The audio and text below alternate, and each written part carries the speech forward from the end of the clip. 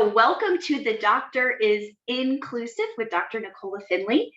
Some quick Zoom logistics. Feel free to choose between speaker or gallery view. And please keep yourself on mute when you're not speaking. I'll be muting everybody shortly. And introduce yourself, as Susie said, engage with us in the chat. Let us know where you're calling in from. And I now have the pleasure of introducing Nancy Davis, our Chief Creative Officer and Executive Director, to introduce our special host. Thank you, Kendra. Dr. Nicola Finley is an integrative physician and a leading voice in health and wellness. The Doctor is Inclusive series was born of our collective desire to educate ourselves about the challenges facing underserved communities with respect to health and wellness, and to also learn what we, as a passionate, committed global industry, can do to lead change. In fact, Nicola is leading a session featuring storytelling at the Global Wellness Summit in Boston, November 30th to December 3rd. Please register in person or virtual. I would call Nicola a graceful disruptor. She moves easily through difficult conversations because she leads with her heart. She is disarming and determined, strong and sure, open and kind, an activist and a humanist, and a very good dancer. Nicola uses the language of respect to talk about some of the most challenging topics of our time. She serves on the advisory board of the Global Wellness Summit, and we are thrilled and honored to welcome her today as she navigates the often choppy waters of workplace bias. Nicola? Great. Thank you so much, Nancy and Susie, for inviting me. And I always love the introductions by Nancy. I never know what she's going to say. And it's always a joy. Thank you all for attending this webinar. I hope to share information. And then at the end, I'm going to give you all an opportunity to share your experiences so we can learn from each other. Like Nancy said, my name is Dr. Nicola Finley. I'm board certified in internal medicine, and I practice integrative medicine. I am grateful to the Global Wellness Summit community for allowing me to host this series. Today's topic is the impact of workplace bias on women. And I am going to share my screen, and let's go ahead. Okay, perfect. So when I think about inclusivity, I want to make sure I define inclusivity. So being inclusive is not just limited to, but includes race, ethnicity, culture, gender identity and expression, gender orientation, socioeconomic status, religion, ethical values, spirituality, disability, age, political beliefs, national origin, immigration status, veteran status, family structure, and language. And so today's conversation is focusing in on gender. I'll just give you an overview of what we're going to do today. For about 15 minutes, I'm going to share information in this format of a PowerPoint presentation. And then I'm going to introduce my special guest from Switzerland, Dominique Ben Dhaou. And then on the last 20 minutes or so, we are going to give you all an opportunity to share your stories. And I'll make sure it's an hour presentation and we'll end on time. We'll be talking about the Great Resignation, about women leaving the workforce. I'll be reviewing specific diversity, inclusion, equity terms. We'll talk about the impact of workplace bias on women. I'm going to focus in a little bit on a unique aspect of sleep in women. I'm going to have a great discussion I look forward to with Dominique Ben Dhaou, and then I'll invite you all to share your stories. So really what we're doing is we're centering at the margins through storytelling to hear voices that often are not heard. So let's start with that great resignation.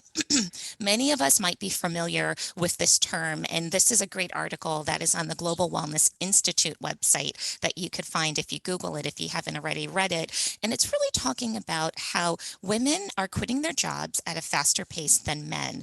And you know, many of us, we have to work. We have bills to pay, we're saving for retirement, and you know, work gives us a sense of purpose. Here in the United States, work is linked to our health insurance. And this article is a great article looking at unwellness at work globally. And so when we think about why women are leaving the workforce, you know, we can really think about the year 2020, last year. Many of us, men and women, it gave us time to reflect, to figure out what's important to us. And when we think about workplace, we can think about traditional work-related stress that we all have.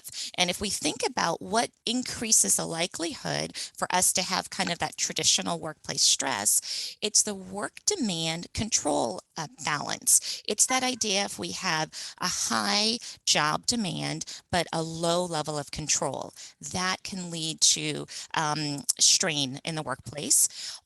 Also, if there is an effort reward imbalance. So if we are expending a lot of effort, but we're not getting any reward back or a low reward back, that could lead to it. But if we think about women who are resigning, what they are describing is the need to have work-life balance. And many women traditionally are caregivers. And so with having children or elderly parents, we need to think about that balance. But another article that I read highlighted uninclusive behaviors like discrimination, pay gaps, and toxic work environments. So this topic is a really timely topic that we'll be talking about today. The three terms that I'd like to describe are bias, microaggression, and intersectionality. In the last webinar, which was the first one that we did in August, I talked about race and wellness, and we defined different terms back then. In August, we talked about diversity, inclusion, equity, social justice, race, and ethnicity. And so when we think about bias, bias is the evaluation of something or someone. It could be positive, it could be negative. Bias can be implicit or it can be explicit. Implicit bias is when the person is unaware of their evaluation. Explicit bias is when there is an awareness. So if we think about implicit bias, it is unintentional, it's automatic, and it's often very subtle. And if you wanted to, you could do a, just for information, there is a gender career test implicit association test. You can find it online if you Google those words, and it gives you this idea. It's a sorting test where you see names of men and women, and then you see words related to career and family, and how quickly you're able to make those association. It's just for self-reflection.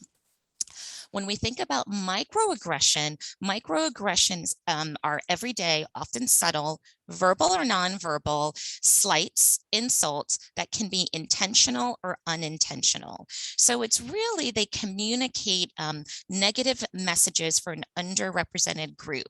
And for today's discussion, that would be women. And it's really learned behavior from what we've been exposed to, our experiences. Microaggressions, there are three types of microaggressions. There's micro assaults like name calling. It's deliberate, purposeful, discriminatory actions that are meant to hurt the victim, so very overt. Then the second type would be micro insults. They're often more subtle, insulting messages that convey stereotypes, rude, insensitivity. Those are micro insults. And then there are micro invalidations. So that's excluding or invalidating people's thoughts, feelings, or experiences in life. And that could be the most damaging of all three, the micro invalidations. So the last term that I wanted to talk about today is intersectionality. These are the ways in which forms of oppression, and these are a few examples, racism, sexism, homophobia, transphobia, ableism, xenophobia, classism are interconnected. It's really that idea that they interact with each other and they shape how we interact with ourselves and the world. It's interesting how this term was founded. It was originally coined in 1989 with the idea that women of color were excluded from the feminist movement and felt excluded from the civil rights movement. And so they had a dual identity. But now this term has evolved to a broader sense. So today I'd like to talk about women in the workplace. This is a study that was released by McKinsey Company and Lean In. It was just released in September of this year. And it's a snapshot of women in the workplace. And they surveyed over 65,000 employees. It's a long report, 62 pages. And if you Google it, you can find it online. And these were surveys of corporate American women here in the US. So I'm glad we're going to have a diverse conversation globally later on in the webinar.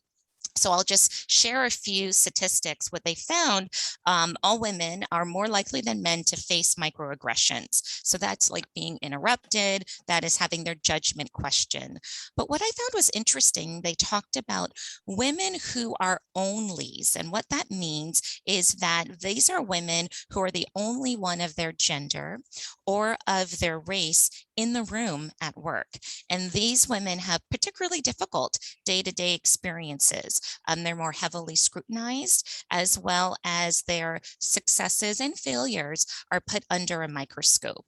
And so we could talk more about that in a minute. And when we think about intersectionality, I thought this was a really interesting graph. Okay, so as I'm looking at this on my screen, I can't see the top, but what it says is it's looking at Black women, LGBTQ plus women, and women with disabilities are much more likely than women overall to experience microaggressions as professionals. So it's a busy graph, but at the top, you see microaggressions by different types, and then there's the color dot according to it. Others questioning your judgment, being interrupted, things like that.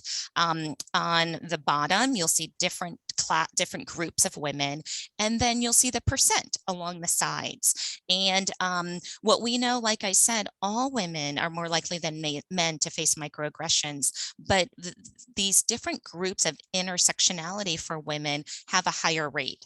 For example, Black women are almost 4 times as likely as white women, and Latinas and Asian women are 2 times to 3 times as likely to hear people express surprise at their language skills or other abilities. And we see other types of microaggressions. For LGBTQ plus and women with disabilities are also more likely to experience microaggressions. And what's highlighted in this graph are Black women, LGBTQ plus women, and women with disabilities. So I thought I would just pause here and share a personal story. As Nancy said, this is storytelling. I think we learn from each other when we share our experiences. It allows us to, I think, realize that we're not alone. My personal experience is, and if anyone here is in the medical field might relate, the transition from paper charts to electronic medical records. This was probably, I don't know, 20 years ago. I don't even know when it was, but it was we as doctors had always been used to writing on paper. And then here comes electronic medical records. It was a very stressful time for everyone, and everyone was expressing frustration. But what was interesting, one of my colleagues said to me, "Gosh, Nicola, you're an angry Black woman." And I thought to myself, that's a label that's based on stereotypes that was placed on me that wasn't a fair or accurate label, when everyone was also expressing frustration. I've also been experienced at work microaggressions. I can recall in one meeting with a number of colleagues, and a male colleague was talking about an issue that was occurring at work, I waited until I felt there was a pause in the conversation to give my opinions, and waited for a while. Actually, I was very mindful of that. And what he said to me was, "Don't interrupt me when I'm speaking." And I thought, I'm his colleague. We're at the same level. But what I found interesting is no one else in the room spoke up about that. So for me, as Nancy mentioned, I dance. That's my way of self-care, of coping. And it has also impacted my health. For me, my digestive system, I get constipated when I'm under stress, even though I try to eat healthy and I exercise. And another way that I cope with workplace stress or stress in general is having support. So through my husband, through my friends, through my family. So I wanted to make sure that I shared my experience, but we can also think about the health impact of stress overall. What the studies show, it can lead to heart disease, increased likelihood of infection, obesity, pre-diabetes or metabolic syndrome, cancer, depression, anxiety, sleep problems. The list goes on. It could be headaches. It could be digestive issues. It could be an increase in autoimmune conditions, shingles, Bell's palsy. And when we think about stress, we can think about what's happening in our body. So what's happening is when we're under stress, it provokes our immune system.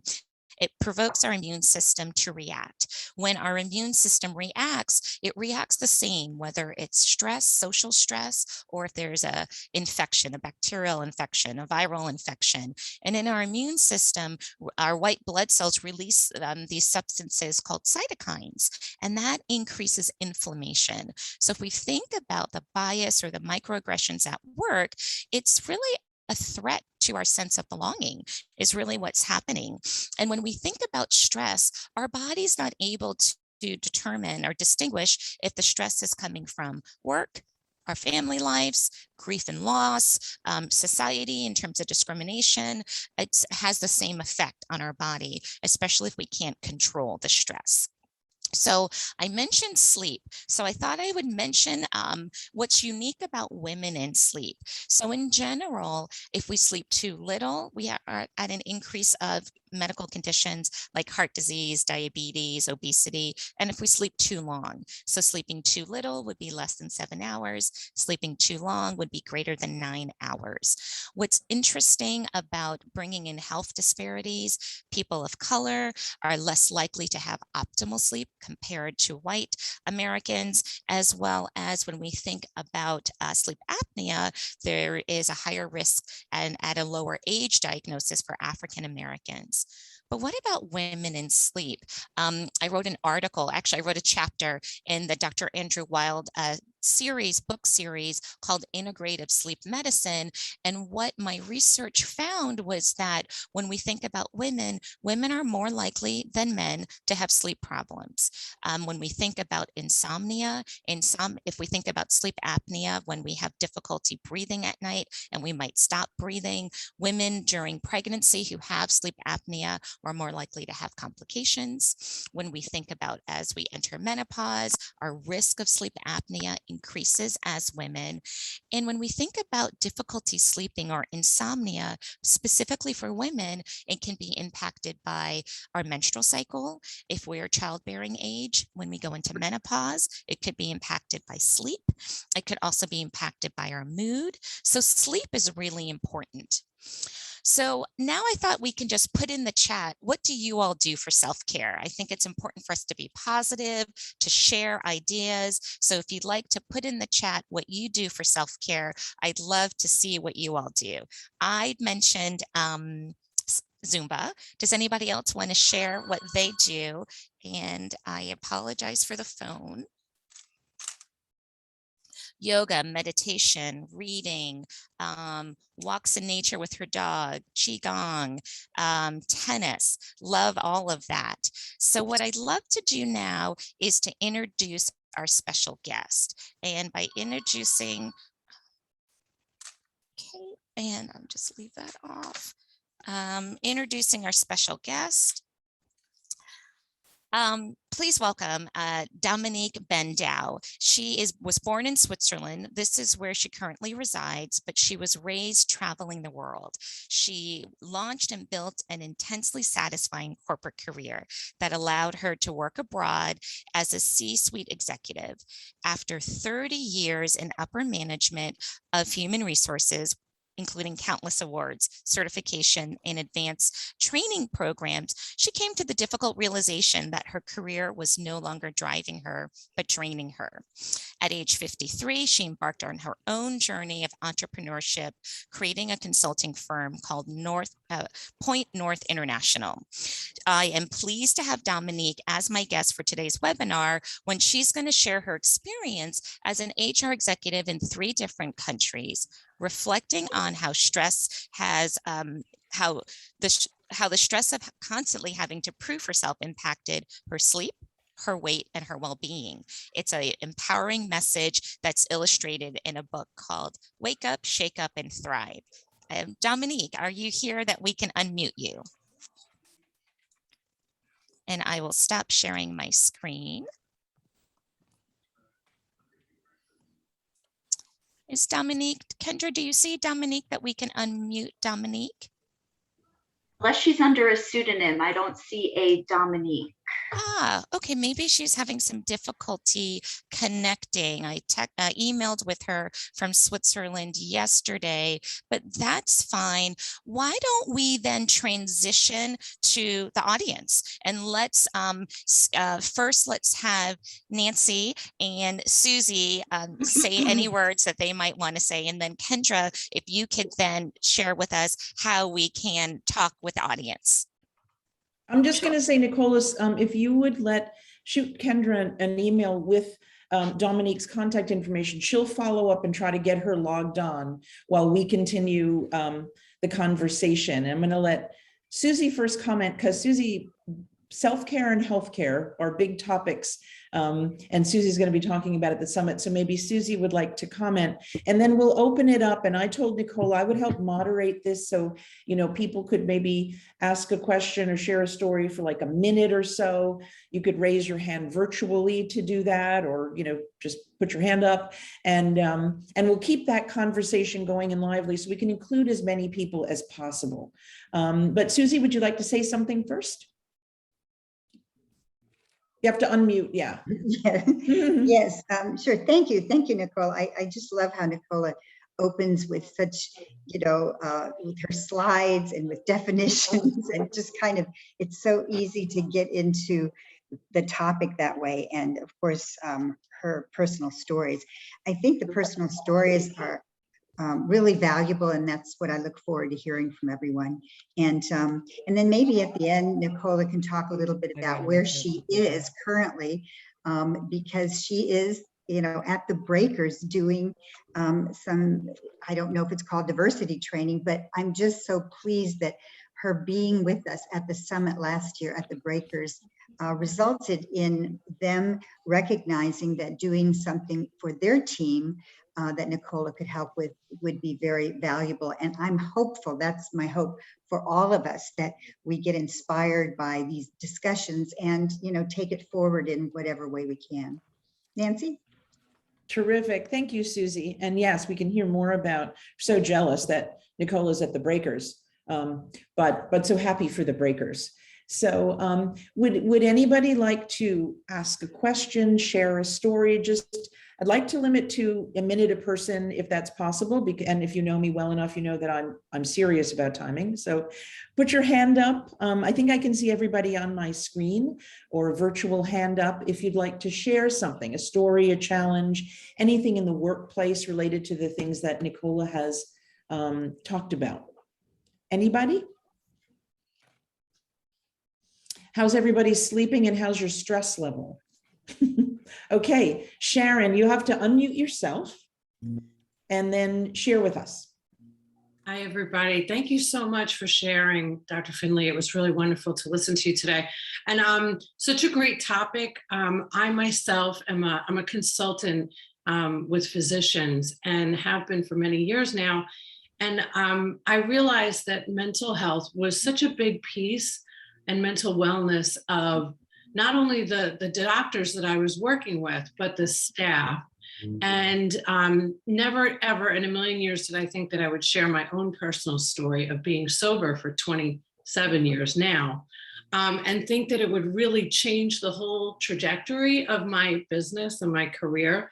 I wrote a book and I released it in 2019, and now I get to speak about mental health in the workplace. And I think that all of the things that you were sharing today and listening to, all of the important topics about really having these great conversations, like not even knowing the difference between some of those definitions that you put out there, you know, inclusivity and bias, so vital, so important. And I really just want to say, besides just sharing that little tidbit, is that I've been on these summits since the beginning of the pandemic, and everything that you said you were going to do, you did.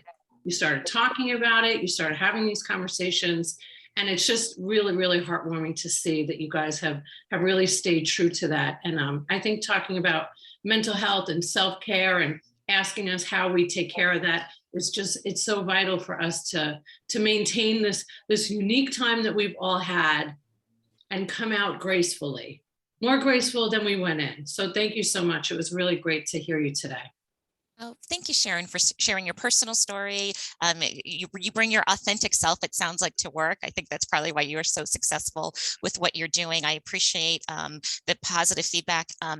You know, it's so interesting. I agree with you. I think we are more graceful now as a result because we're talking about mental health, which is really what it sounds like your work is really centering around. And there was stigmatized before, and it's not anymore. And I think we all can relate to some aspects of what we said, of what you said. So I appreciate you sharing. Thank you.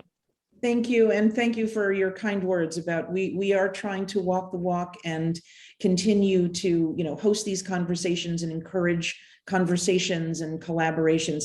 Kendra, can you just take 1 second and show people how to raise your hand? It's under reactions at the bottom of your Zoom window. And you'll see there's a hand raised. Okay, Lily, you were up next. If you would unmute and share. Great. Thank you. Thank you so much. Hi, everyone. I'm Lily Cabrera. I'm the founder and CEO of Well Market, and we're an inclusive platform for mental wellness at work using a health equity lens. And I am a big fan of Nicola and her work and her passion and purpose in sharing what health equity means at the intersection for so many women.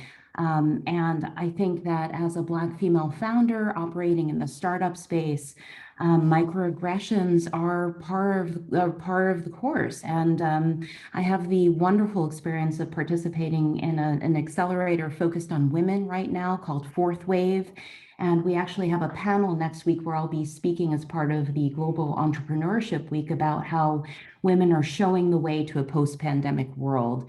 So the question that I have for the group for the discussion is, how are we seeing the Great Resignation as an opportunity to rethink the norms at work?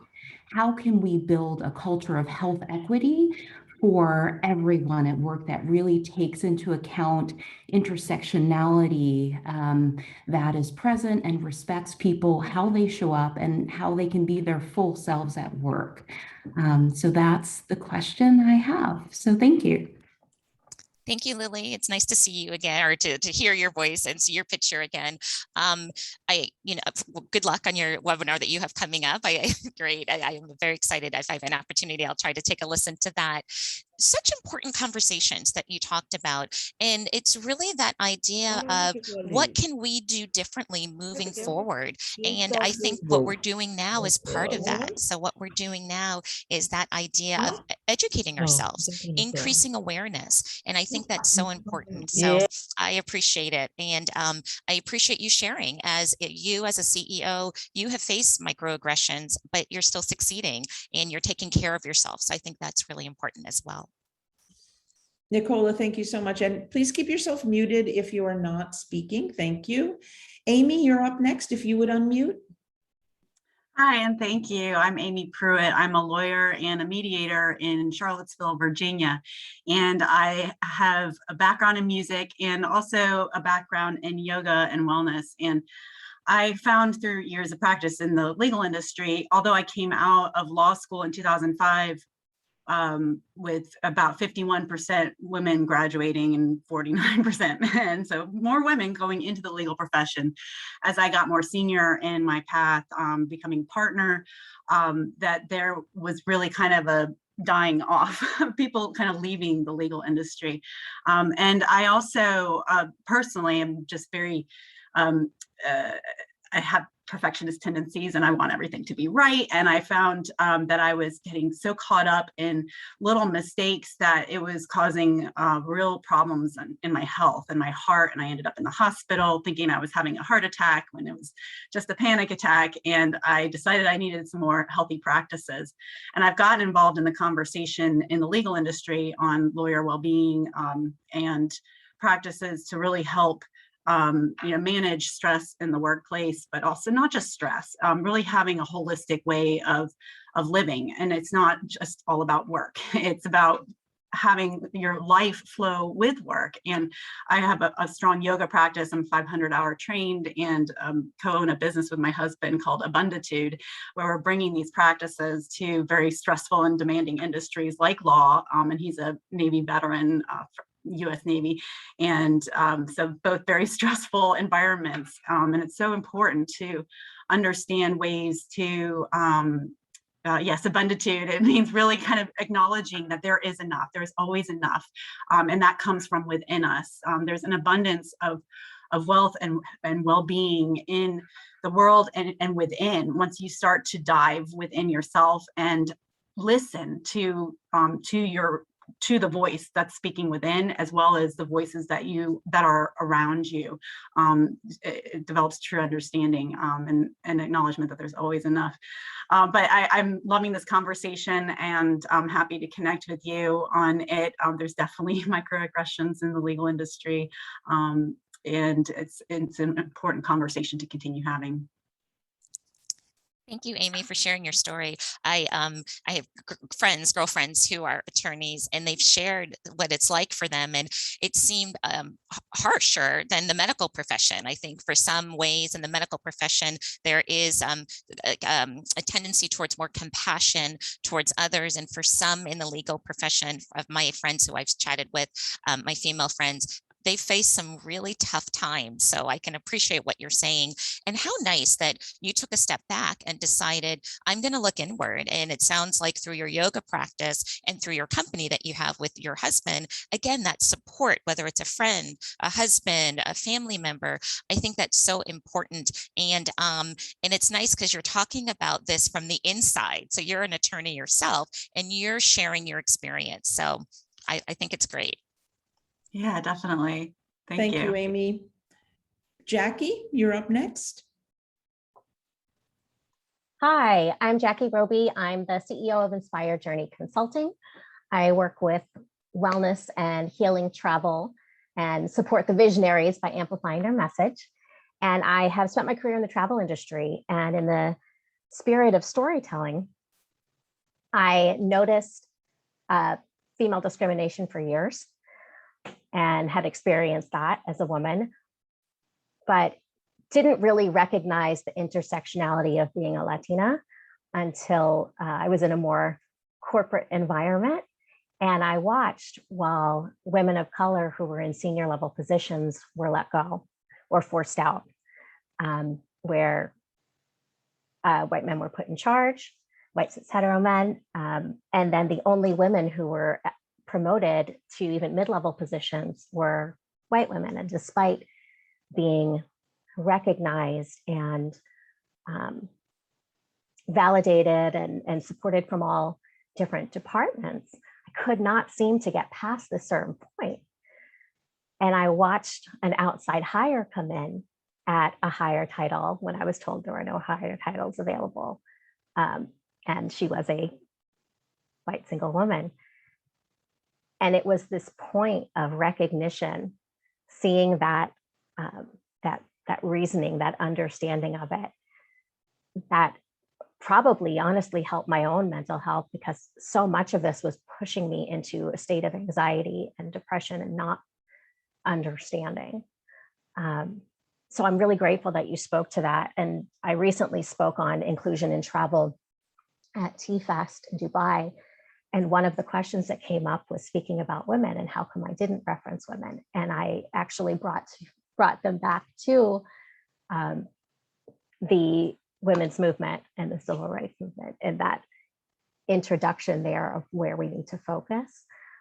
So I am truly grateful for that piece of the conversation. And I also just wanted to put out there a book to consider is The Memo by Minda Harts, because it is really in response to Lean In, and it talks about women sort of growing in the workplace from a perspective of women of color. Thank you. Could you put that in the chat just to make sure everyone has access to it? Yep. Thank you so much, Jackie. It's nice to hear your story. And I think what's so nice about hearing Jackie's story, like all stories, it allows for women to realize they're not alone because number one, and then I think for people who might not identify intimately with what Jackie's referring to, then it elevates the conversation. So now this is not going to be the first or last time I think someone's hearing what Jackie just shared. And I think the worst thing someone could do when hearing a story like that is to think, oh, that's an isolated situation. By all of us sharing our stories, I think we can now realize, and there's increased awareness, what Jackie shared, and thank you for sharing your story, is not isolated. And it sounds like it empowered her and she's doing great things. So thank you, Jackie, for sharing your story. Yes, and thank you everyone. And we're going to get to all the people whose hands are raised, but I just wanted to also encourage people on this call, people of color, LGBTQ+, people who have experienced the kind of bias that Nicola laid out in her presentation, to maybe share something of that with us. If we can have an open conversation like that, that is the power of this kind of call. And so I would just encourage others to definitely, feel free to share. Nadine, did you want to share something? I see you just popped up with your hand up. You just have to unmute. Thank you so much. I'm just doing double duty here at work.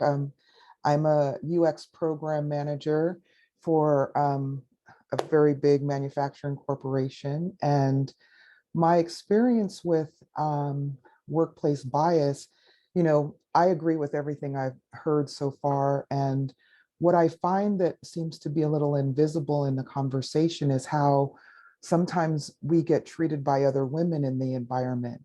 Because I've found that if I'm seen to be someone who is intimidating, then there's all of these things that happen that are very, they're all of the list that Nicola has provided to us, microaggressions, the manipulations, all of these different things. And I have developed kidney stones from actually having that kind of stress. That's one thing that that's the only major health issue that I'm managing besides anxiety from time to time. And I see a therapist. I do all of the personal work. I love to dance as well. It's one of my go-tos. I dance in the house. As a matter of fact, a girlfriend was visiting this weekend and I had her dancing in the living room.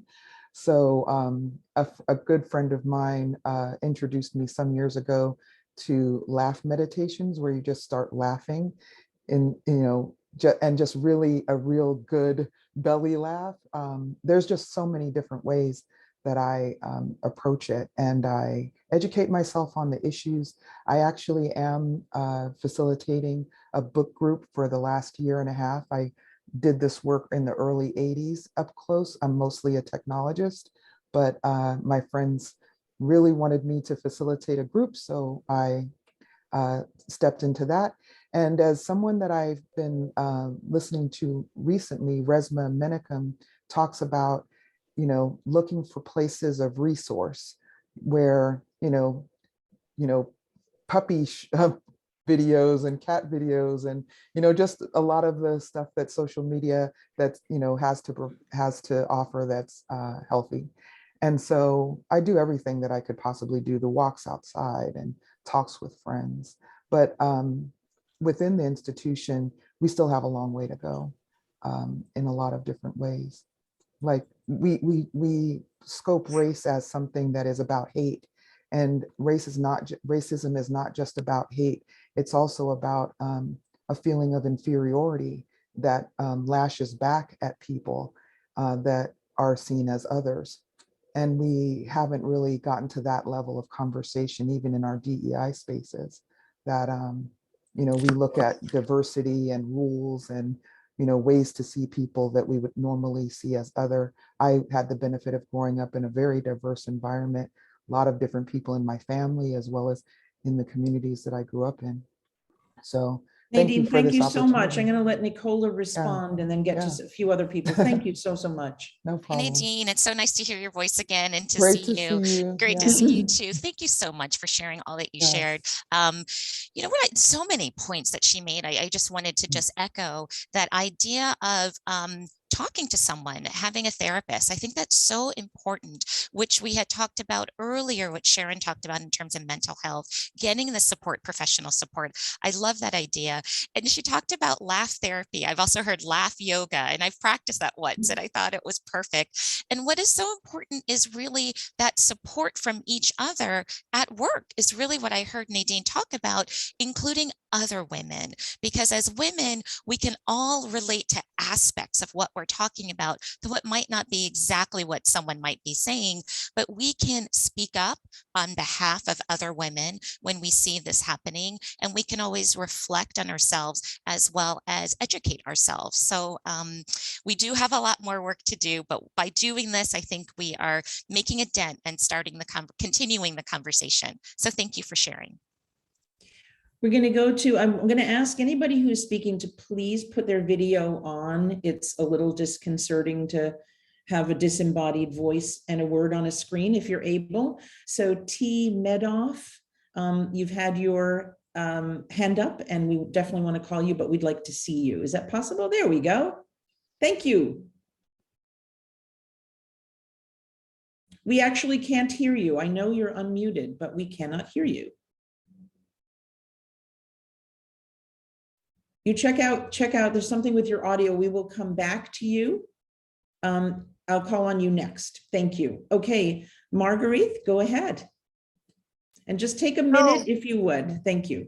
Hello, everybody. I'm talking to you from southern Brazil. I work in a clinic and a spa. It's Lapinha Spa. It's a 50-year-old enterprise. And I want to share with you my personal story. I married into a German descendant family that owned this place.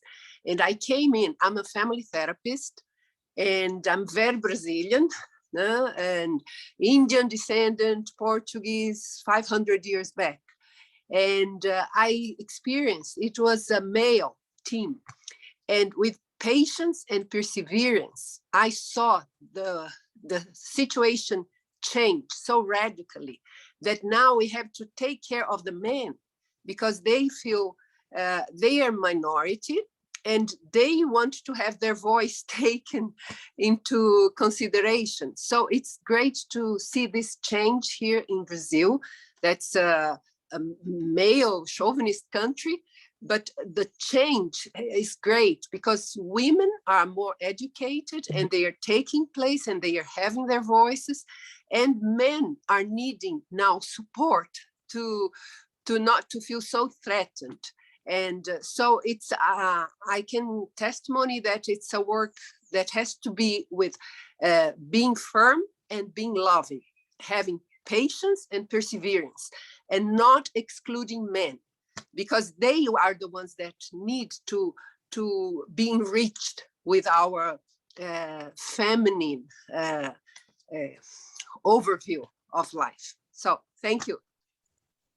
Thank you, Marguerite. I can see your background. It just looks lush back there. It looks lovely at the spa that you're at in Brazil. You bring up such a good point, and that's really the idea of male allyship. And there are many men who are allies to women at the workplace, outside the workplace, and men who probably are on the edge who want to show support but don't know how. So I love the fact that you brought up having patience and helping men along, because this is a new era. I agree with you. We're more educated as women. We have more opportunities. So as we learn, we need to share with our male counterparts and female counterparts that we can all learn together. So that's a really good point that you brought up.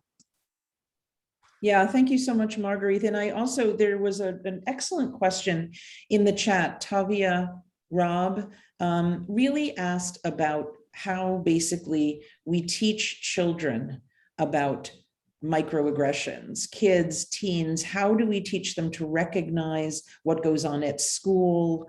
Nicola, can you address that? What is happening in that for the younger generations? Yeah, thank you so much for bringing that up and bringing up that question. I have a 14-year-old daughter and lots of neighbors with young children, and it's a conversation that I have with my friends about their children, whether they're children of color or not children of color. We want to do better for the next generation. We want to help shape that next generation, which is what we're talking about.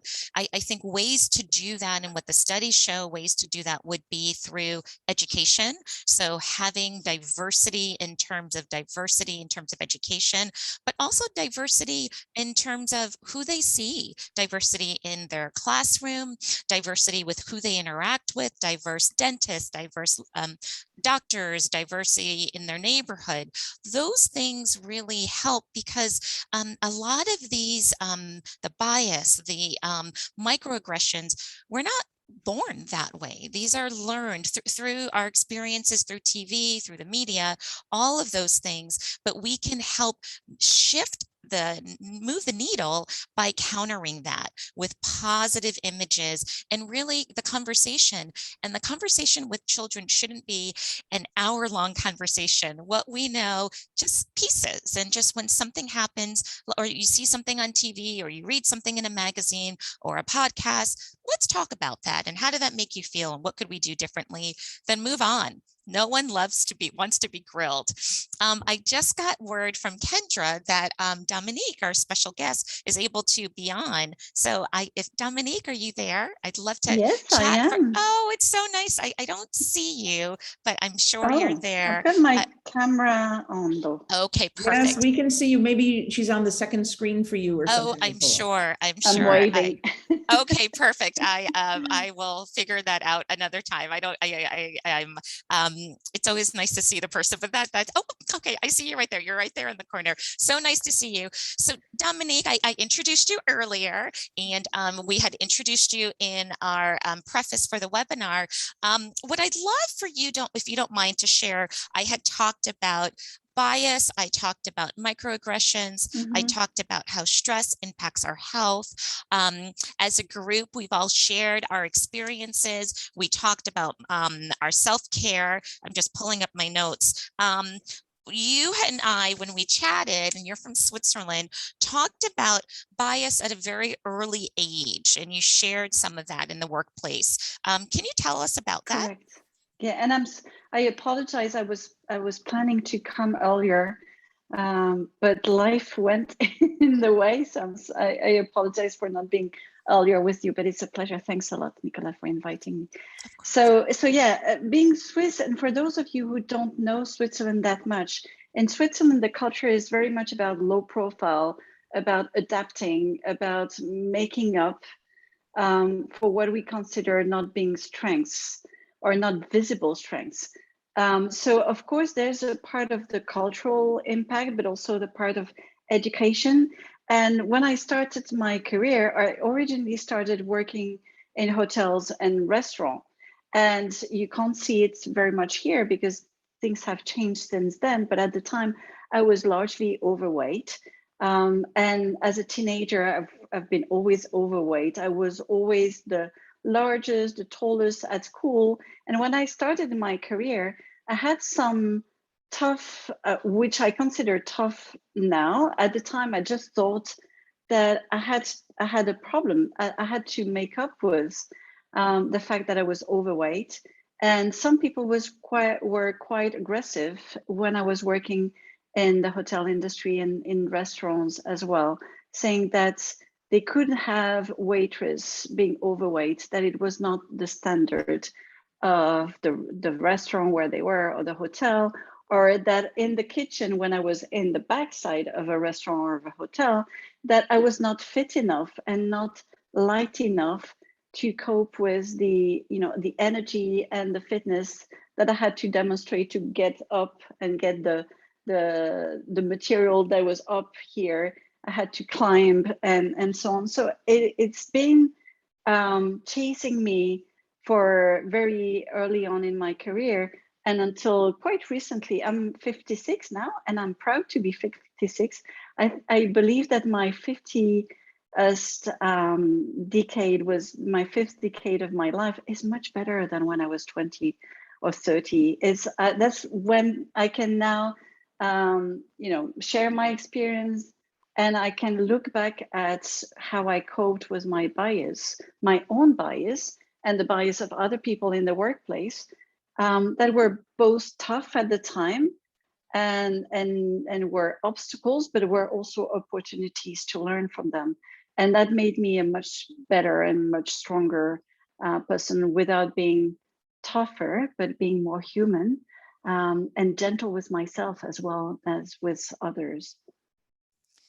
Thank you for sharing that. You bring up such a good point, and you're talking about body weight. And I think as women, we can be judged based on our body weight more scrutinized or more harshly than men. And it is unfair, it's unjust, but it happens. And just hearing your story, I can recall giving lectures and people talking about my shoes and my outfit, but not the content, and which is so much more important. So thank you for bringing that up. Absolutely. You also shared when we chatted about how the bias came back in terms of later on in your workplace, because you've had the opportunity to work in different cultures, different countries. Could you share about that? Sure. And I consider myself very lucky, because at the time I had, and for the 30 years I had in my corporate career at C-level and leadership positions, I had the chance to travel the world and work with great people from different cultures. But because of my responsibilities, and because of one of my, I call it a saboteur, because a saboteur is pretending helpful to you, but is sabotaging your self-confidence and self-esteem, and drives your behaviors in a way that over time is really at detriment of your health and well-being, whether consciously or unconsciously. So one of my saboteur, being a hyperachiever, and having the education to say, well, you want more, you have to demonstrate more. If you want to go up the ladder, you have to work harder and harder and harder. So in terms of the impact it had on my well-being, I started to work earlier in the morning, and then during lunch, and then later at night. And then it came to a point where, well, to cope with the expectations, my own expectations and the expectations of others at the same level, in a hyperachiever, challenging, competitive environment, in my responsibility, I was responsible in a group of 95,000 employees, 150 countries. You can imagine 95,000 of not sleeping well at night. And it started to get on me like I have to work more because I don't deserve it. And the content versus the look versus the fact that I was always the youngest woman in an executive group made me work harder, sleep less, take less care of myself, my weight, and my self-confidence and self-esteem. So in an environment where the challenges, the reward, what is valued was a combination of achievement, content, but also age, gender, origin, and being Swiss, you're always special because when you work in an international environment, you work with South American, with Australians, with North American, with African. They don't look at you in the same way as I was looked at in my home country, in my home setting. So that really was a chance for me to open up, and they didn't care at all about how I looked. But in my working environment, I really had to prove, I wouldn't say double, but triple, quadruple, to a point that there was no room left for living. It was just room left for working. And I think we underestimate, we always talk about stress and pressure, but we don't talk that much about the own bias that you impose on yourself on top of those that are from you bring others. up such, yes. And so that's what the pressures we put on ourselves. I heard you talk about really our self-worth and that idea of our self-confidence. Those are such important things. Now we have about 4 more minutes. So I just want to have you, if you don't mind, share your story about your name, because I thought that was so interesting when you and I chatted before. Yeah, so on top of all the bias and the pressure I had, I've decided to marry a wonderful husband with a weird name. Weird in the Swiss context, because in his country, that's not weird at all. But my marriage name is an interesting combination. So when I was working in the US, my first name was not as usual as it is today. You can find Dominique in many places now, but at the time there was a struggle. My last name was a difficult one to pronounce. And now my name is Bendau, and some people think I'm Asian origin because they think of Bendau and, you know, the Thai way or the Asian way. But as a matter of fact, when you know what it means, it takes another flavor, another color, if I may say. So Ben in Arab, so my husband is from Tunisia. Tunisia is the northern part of Africa. Ben means the son of, S-O-N. And Dau in Arabic is thou, like the in English. So thou means the light. So I married the man who's the son of the light. And I kind of like that. Well, you know, when I wake up in the morning, I have the son of the light next to me. And that's a different, it's a different story than just married a foreigner, as some of my old friends told me, you're not gonna get his name, aren't you? You're never going to find a job any longer in Switzerland once you get a weird name like that. I've heard everything, but I've heard with time that the more bias and the more challenges, the stronger I can become, and the more I'm ready to prove wrong to the people who don't believe that is the correct way. Everyone has his or her correct way in life, and I found mine. You're right. And I love the meaning of your name, and you found yours. And I'd like to end with that. Tell us what you're up to now. Tell us, because we've talked about the benefits of having professional help with a therapist. You have a relationship with a life coach, and you're doing some exciting things. So in the next minute or so, let's end on something positive. Tell us, how did you turn everything around? So some years ago, I decided to create my own company, and we focus on career redesign, reinvention for executives. So to put forward the notion that the future professional life doesn't have to look like the past life. So it's really about transformation, redesign, recreation. And I met with a beautiful partner some years ago, and we created a program that is called Wake Up, Shake Up, Thrive. Wake up is to wake up the consciousness globally that demographics are changing, that the 50 plus are in fact an important part of the workforce in many countries. Shake up is to shake people up and say, well, look at things in a different way, in a different perspective.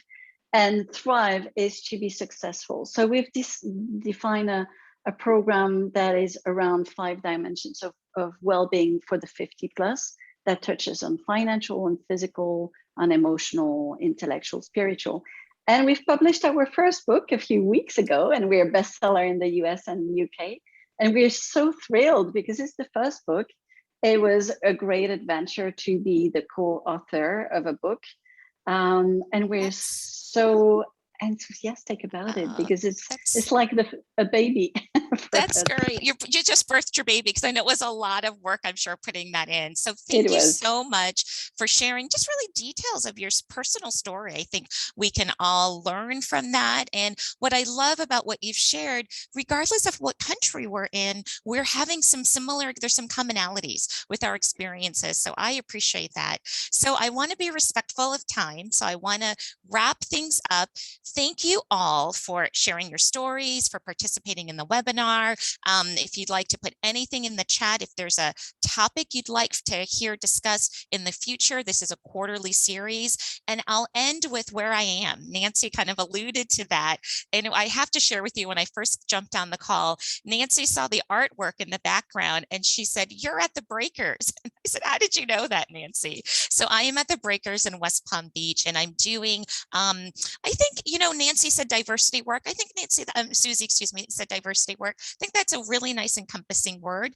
I'm looking at how can we improve employee wellness for team members of color through a wellness program that really is true equity. So that's what I'm doing in Florida. I was going to say sunny Florida, but the sun's not out, but it's still Florida. That makes me feel a little better. Okay, good, because I've heard about the weather in the Northeast. Oh, how terrible. So thank you all. I hope everyone has a lovely day. Nancy, Susie, anything you'd like to end with? Just thank you to you. Oh, yeah. And everyone who joined. Susie? Yes, thank you to you. And Kendra, if you can unmute everyone, I would like us to all give you a round of applause. I think you have to unmute yourselves. Oh, okay. Unmute yourselves, or maybe kind of thank yous. Thank you. Thank you. Thank you, Thank you, Nicola. guys. Thank I you. very much Thank you, appreciate Dominique. it. Thank you all. I appreciate the stories. Have a great day, everyone. Susie and